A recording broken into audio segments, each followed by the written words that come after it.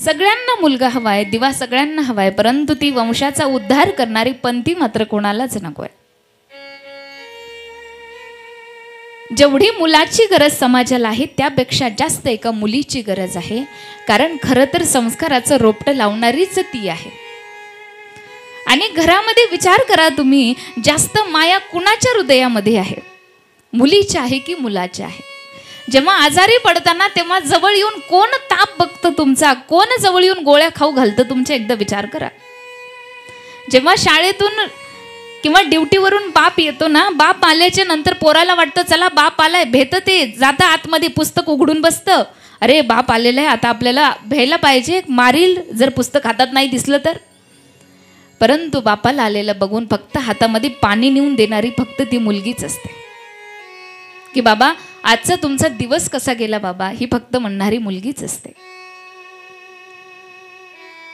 त्या मुलीला जन्म द्यायचा, वाढवायचं, आणि जेव्हा तिला सासरला पाठवायची वेळ येते ना, त्यावेळी सगळ्यात हळहळतं अंतकरण ते बापाचं. जी माया बापाच्या हृदयामध्ये आहे, जी माया एका मुलीच्या आणि बापाच्या नात्यामध्ये आहे, ती माया कशातच सांगितली नाही. सांगतात एका बापाची जेव्हा आई जिवंत असते ते आईचं प्रेम त्याला भरभरून भेटतं, पण त्या बापाची जेव्हा आई मरते ना, त्याच्यावर आई एवढं प्रेम करणारी फक्त त्याची मुलगी असते, फक्त मुलगी असते.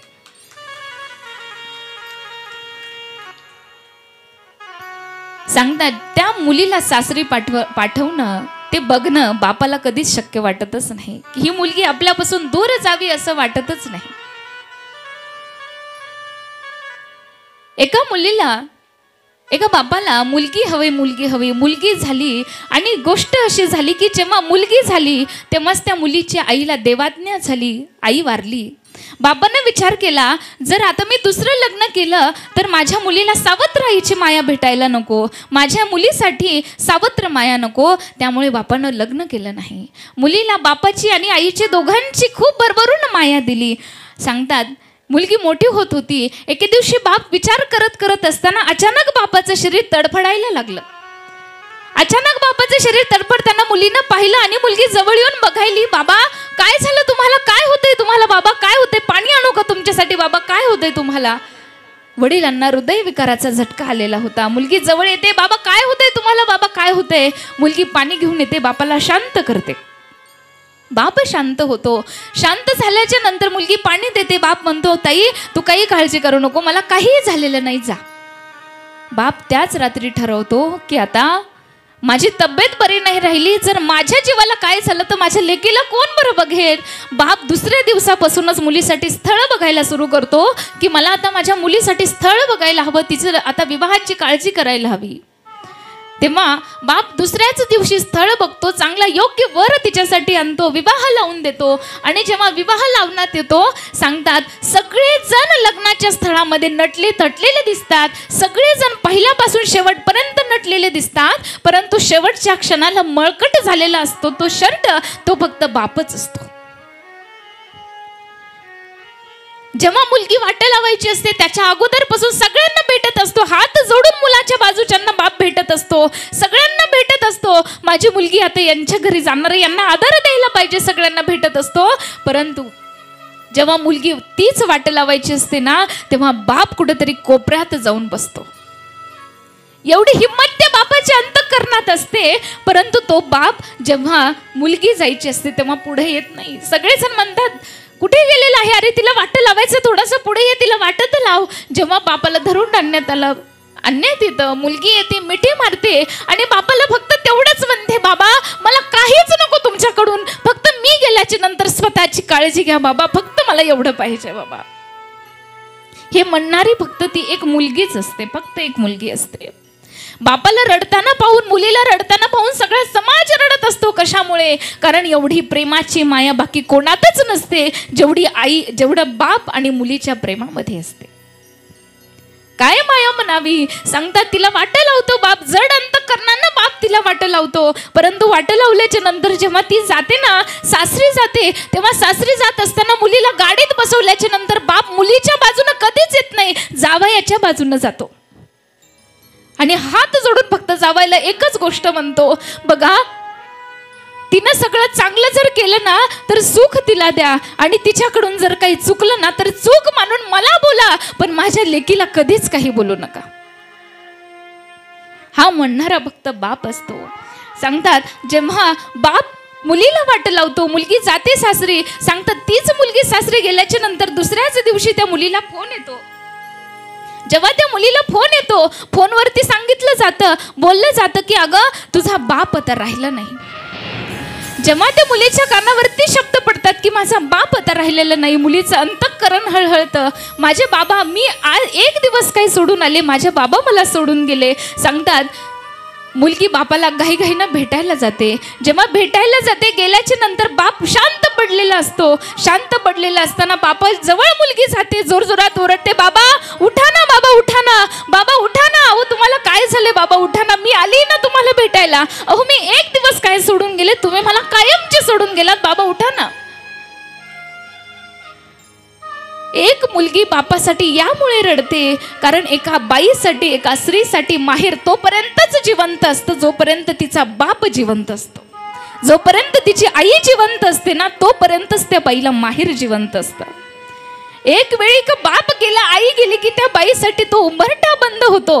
एखादा गरीब बाप असेल, सासरवाशीने जेव्हा नांदून घरी येते तेव्हा बापाला वाटतं अरे हिचा भाऊ हिच्यासाठी चांगली साडी घेईन का नाही माहित नाही, पण बाप पायी पायी पायी जोडून तिच्यासाठी साडी घेतो.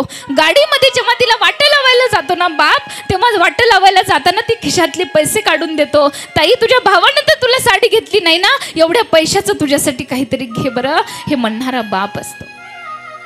अरे भले आई वडील थकून जाऊ द्या, परंतु ते आई वडील किती थकलेले असताना जर दारामध्ये जरी बसलेले असतील ना तरी ते पुरेसं आहे महाराज.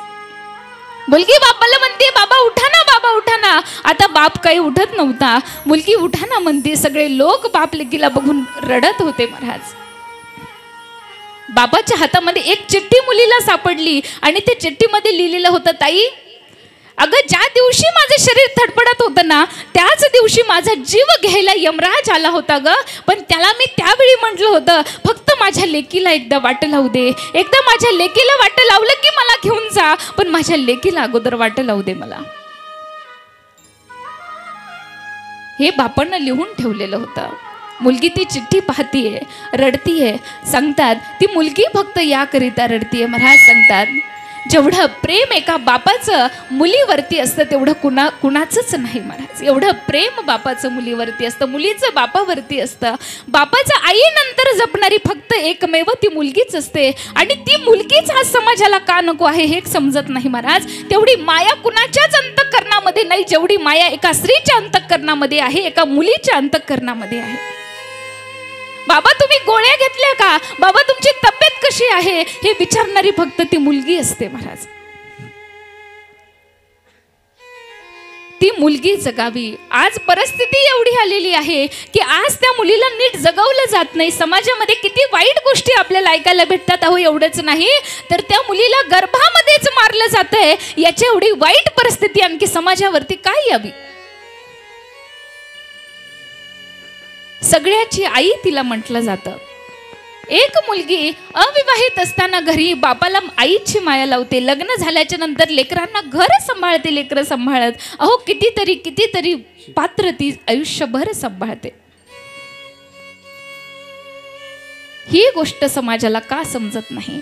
अहो आराधना करणारे पहिल्या काळचे ऋषीमुनी होते, आम्हाला मुलगी व्हावी आम्हाला हे म्हणणारे ऋषीमुनी होते, तपस्या करणारे ऋषीमुनी होते मुलींकरिता. मग आता का समाज बदलावा. अहो ज्या भारत मातेच्या नावाने आजचा हा सण आपण साजरा करतोय ना 15 ऑगस्टचा, ह्याला ही माता म्हणूनच साजरा करतोय आपण. ह्या भूमीलाही माता म्हणूनच साजरा करतोय आपण, कारण ती माता नाही तर काहीच नाही. त्या मातेच्याच नावाने आपण सगळं काही साजरं करतोय ना, मग त्या मातेलाच आदर का बरं नाही. आज जेव्हा आपण 15 ऑगस्ट साजरा करत आहोत ना, आज आपण जेव्हा स्वतंत्र दिन साजरा करत आहोत ना, खऱ्या अर्थानं विचार करण्याची गोष्ट आहे की खरंच भारत आत्ताही स्वतंत्र झालेला आहे का. जर या स्वतंत्र भारतामध्ये जर मुलींवरती संकट येत असतील तर हा भारत स्वतंत्र कसा. अहो कितीतरी ठिकाणी आपल्याला वाईट वाईट गोष्टी ऐकायला भेटतात. अहो भारत स्वतंत्र झाला खरा, पण खरा भारत कधी स्वतंत्र होईल? अहो ज्या प्रकारे ते जवान सीमेवरती जाऊन लढत आहेत ना, त्याच प्रकारे जेव्हा तरुण इथे असून जेव्हा आई बहिणींचं रक्षण करून त्यांना जगू देतील ना, तेव्हा खरा भारत स्वतंत्र झाला असं आपण समजू, तेव्हा खरं स्वतंत्र झाला असं समजू. अहो आठवण ठेवा त्या जवानांची. संस्कार करावे मुलांवर तर असे करावे. जे आर्मीमध्ये पोरं जातात ना, जे सैनिक पोरं होतात ना, ती काही श्रीमंत घरची नसतात, शेतकऱ्याच्या घरची मुलं असतात. जेव्हा जातात ना लढण्याकरिता गेल्याच्या नंतर तिथे जातपात बघितली जात नाही. अरे हा या जातीचा आहे, मग याला या सीमेवरती नको खाली ठेवू, नाही, तिथे जातपात पाहिली जात नाही. अहो ती सीमेवरती जवान एवढे लढतात, तेव्हा कुठेतरी आपण इथं आनंदानं बसून कथा कीर्तन श्रवण करू शकतो. हा भारत देश एवढा सुंदर आहे महाराज. हा हिंदू धर्म आपला एवढा सुंदर आहे. हिंदू धर्माचे जर ग्रंथ तुम्ही वाचले तर तुम्हाला लक्षात येईल काय संस्कृती सांगितली आपल्या या शास्त्रामध्ये. सांगतात जेव्हा अंतराळामध्ये अंतराळवीर गेले तेव्हा इंदिरा गांधींना विचारलं होतं की अरे आपला भारत कसा दिसतो बरं वरून खाली? तेव्हा सांगितलं होतं सारे जहां से अच्छा हिंदुस्तान हमारा. सगळ्यात सुंदर आमचा देश आम्हाला दिसतो. सगळ्यात सुंदर हा भारत देश आहे.